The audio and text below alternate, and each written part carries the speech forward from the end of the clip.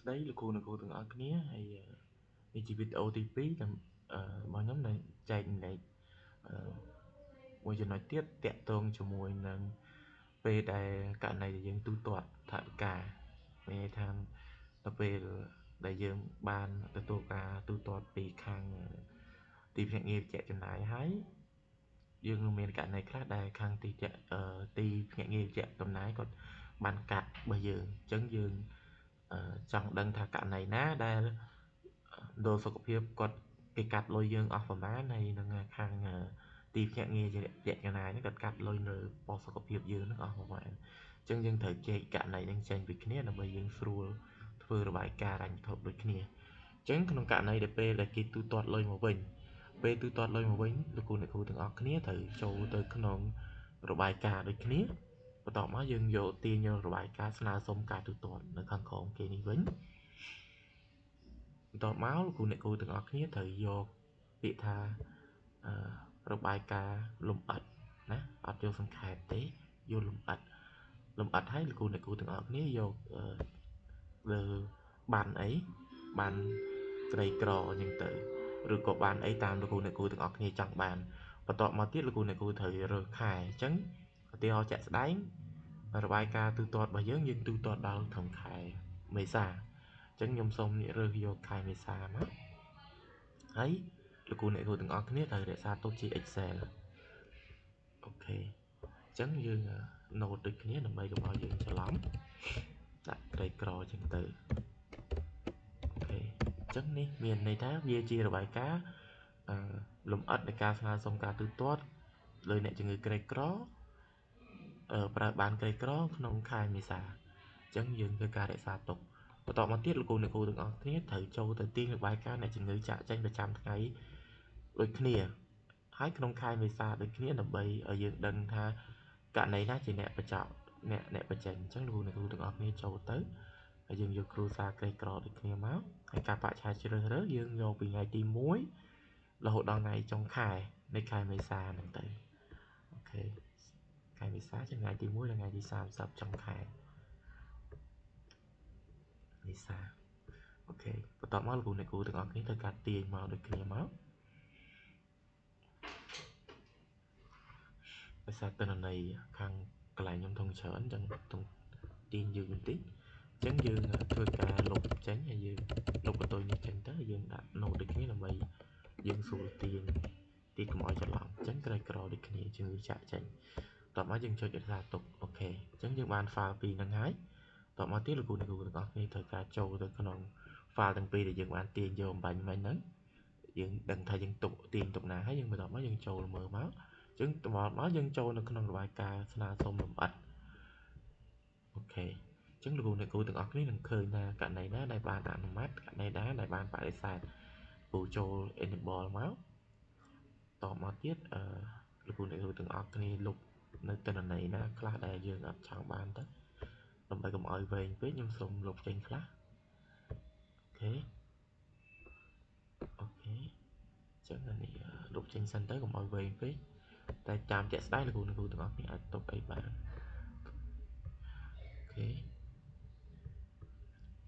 អូខេអញ្ចឹងយើងឃើញថានៅក្នុងរបាយការណ៍ទូទាត់របស់យើងដែលបានទូទាត់នឹងបដិសេធរបស់យើងក្នុងខែមេសាយើងមានរហូតទៅដល់ប្រមាណករណីយើងមើលមកអញ្ចឹងមានរហូតទៅដល់297ករណីនៅក្នុងខែមេសាអញ្ចឹងបន្តមកទៀតលោកគ្រូអ្នកគ្រូទាំងអស់គ្នាទៅមើលរបាយការណ៍អ្នកជំងឺចាក់ចេញរបស់យើងមកចាក់ចេញsorry របាយការណ៍ចាក់ចេញប្រចាំថ្ងៃ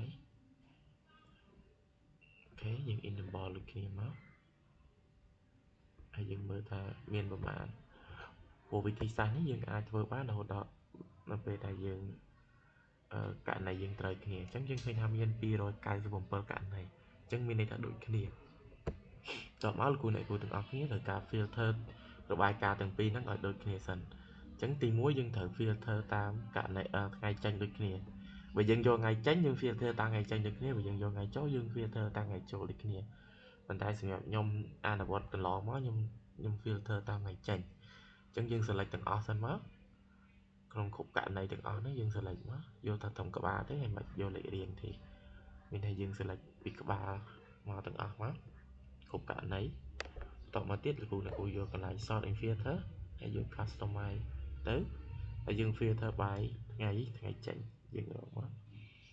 ថ្ងៃចេញណាថ្ងៃចេញពីថ្ងៃចូលអ្នកបញ្ចូលថ្ងៃចេញនេះថ្ងៃចេញ A to Z មកហើយយើងអូខេយក sort by anything ហើយអូខេទៅអូខេដល់មកលោកគ្រូចូលទៅ filter របាយការណ៍ស្នើសុំលម្អិតដូចគ្នាជារបាយការណ៍ស្នើសុំលម្អិតអូខេនេះជារបាយការណ៍ស្នើសុំលម្អិតអញ្ចឹងលោកគ្រូអ្នកគ្រូទាំងអស់គ្នាចូលមក filter នេះដូចគ្នាតាមការបច្ចេកចេញអញ្ចឹងយើងចូលមកអូខេតាមមកលោកគ្រូអ្នកគ្រូត្រូវ filter វាឲ្យតាមការបច្ចេកចេញ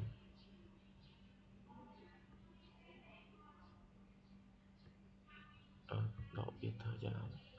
customize short by ការបច្ចេកចេញអូខេណានេះការបច្ចេកចេញ edit ដូចគ្នា anything ដូចគ្នាអូខេអញ្ចឹងមានន័យថាយើងបាន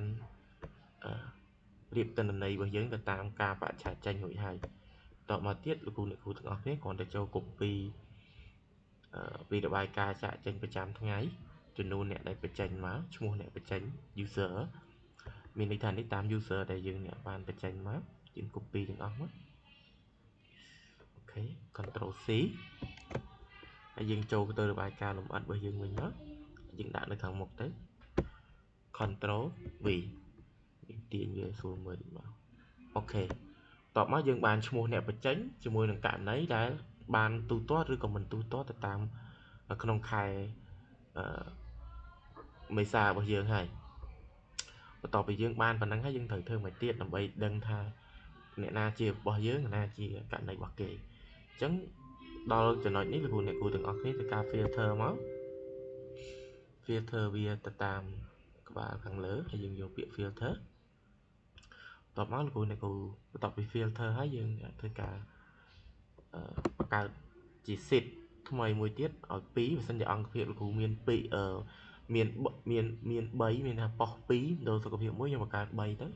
បើសិនជាកន្លែងលោកគ្រូមានតែប៉ុស1និងដល់សុខភាព1ទេលោកគ្រូបង្កើត2ទៅអញ្ចឹងយើងយក create មកហើយយើង rename ខាងក្រោយមិនឲ្យច្រឡំគ្នាមក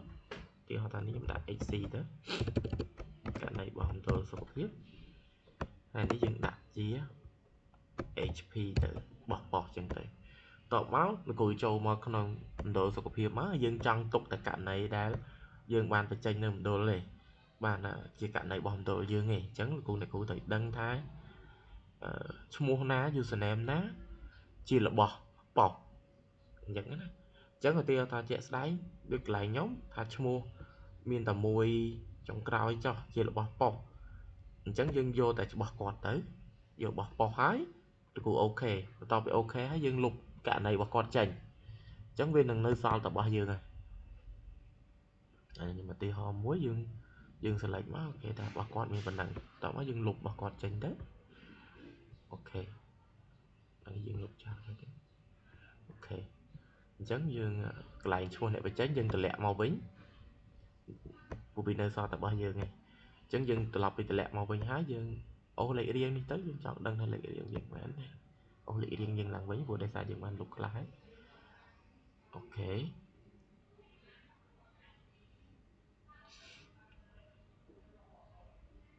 អូខេអញ្ចឹងក្នុងករណីនេះយើងនៅក្នុងមណ្ឌលសុខភាពរបស់យើងមាន235ករណីដែលយើងបានបញ្ចប់ហើយមានការបដិសេធខ្លះមិនបដិសេធខ្លះនៅក្នុងប៉ុស្តិ៍សុខភាពក្នុងមណ្ឌលសុខភាពរបស់យើងនេះជាសរុបចំនួនទឹកលុយទាំងអស់របស់យើងហើយបើលោកគ្រូអ្នកគ្រូចង់ដឹងថាចុះទូទាត់នឹងមានប្រមាណគ្រូអ្នកគ្រូអាចយកមក filter កន្លែង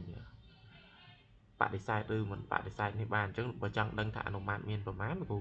ដកបដិសេធចេញទៅយើងនៅសល់តែអនុម័តទេហើយយើងចង់ដឹងទឹកលុយបានលោកគ្រូអ្នកគ្រូបូកតាមហ្នឹងទៅអូខេអានេះគឺជាចំនួនដែលបានអនុម័តសុទ្ធនៅក្នុងអង្គភាពរបស់យើងហើយចំនួនដែលបានបដិសេធមានប្រមាណលោកគ្រូអ្នកគ្រូធ្វើដូចគ្នាទាំងមកយើងដកទៅ nơi tập bạn sai thế chẳng cho nói ní xem được cô nương đâu sao có việc để trong tam đàn mới thà bạn sai bị chớn username đang cái bạn sai địa bàn bạn tâm tới là cô ai mở bàn chẳng luôn nơi tam chung là ngày chẳng bị chớn nơi chung này na này phải tranh cái chân từ chẳng được cô ai tam đàn mở bàn thà dạng mịch đây dương ai mở thà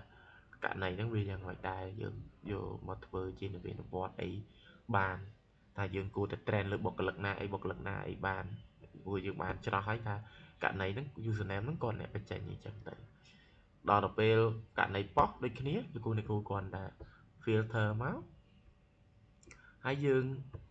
chẳng tục tại cả này pop chẳng dương đăng ra username ná bỏ pop được username ná bỏ dương này chẳng dương select bỏ dương tới tục tại bỏ quạt dương ở select chẳng dương độ bỏ quạt chạy mùi mất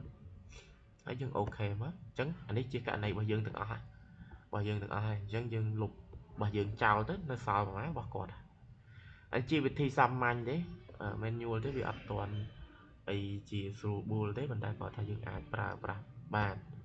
rồi mày cắt bắt thoi về lìa bỏ dương rồi ca thơ bài ca vừa lại thơ bài ca chẳng này cũng đã bỏ quạt vào bên mà ok chẳng mini hai đấy chỉ cạnh này bỏ quạt không mà khai nấy đây quạt bắt chọc nắng miền anomat mình anomat nắng vừaประมาณ cạnh này ok chẳng sơ cả này từng ở tiếng anomat từng ở quạt bỏ quạt miền mà học speed cạnh này dần tới bây giờ chọn đăng ra cạnh này bỏ quạt anomat nắng miềnประมาณ យើងអាចដកបរិស័ទចេញទៅអូខេលោកគ្រូនៅសល់អនុម័តសតហើយយើងមើលទៅថាមានប្រមាណយើងបូកយើងរាប់តាមហ្នឹងទៅអញ្ចឹងនេះជាវិធីមួយសាមញ្ញហើយគ្រូអាចយកទៅអនុវត្តបានសម្រាប់នៅកន្លែងរបស់លោកគ្រូហើយយើងអាចមើលបានហើយចំពោះករណីនេះយើងចាប់ username ចេញពីប្រព័ន្ធ PMS អញ្ចឹងបើយើងឲ្យតែយើងប្រើ username ត្រូវរបស់យើងមួយយើងអាចដឹងថាករណីណាដែលគាត់ស្នើសុំទៅបុគ្គលិកណាដែលអាចគាត់បញ្ចប់ទៅមានខុសច្រើនត្រូវច្រើនអីចឹងទៅវាមានអញ្ចឹងណាវាមានករណីខ្លះគាត់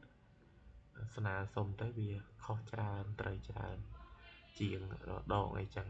យើងអាចឲ្យយើងតាមមើលបានហើយយើងអាចយកតេឡេកហ្នឹងយកមកធ្វើការបង្រៀនឬក៏ដាក់ដើម្បីធ្វើនវានុវត្តន៍ធ្វើការ training ពួកគាត់បន្ថែមតាក់ទងvớiការបញ្ចូលវាច្រើនគាត់ខុសលើអីតទៅទៀតចឹងទៅអញ្ចឹងនេះជាចំណុចមួយដែលយើងអាចប្រើបាននៅខាងអង្គភាពរបស់គ្រូរៀងខ្លួនអញ្ចឹងអរគុណច្រើនចំពោះការបង្ហាញរបស់ខ្ញុំវាប៉ុណ្្នឹងទេហើយបើមានចម្ងល់អីគ្រូអាចតាក់ទងសួរនាំព័ត៌មានរបស់ខ្ញុំបានក៏ប៉ុន្តែខ្ញុំជាបុគ្គលិកម្ដងសុខភាពដូចគ្នាទេតែគាត់ថាជា tip មួយដែលខ្ញុំធ្លាប់បានប្រើនៅក្នុងអង្គភាពរបស់ខ្ញុំពេលធ្វើរបាយការណ៍ក្នុងខែអញ្ចឹងទៅអរគុណច្រើនលោកគ្រូទាំងអស់គ្នា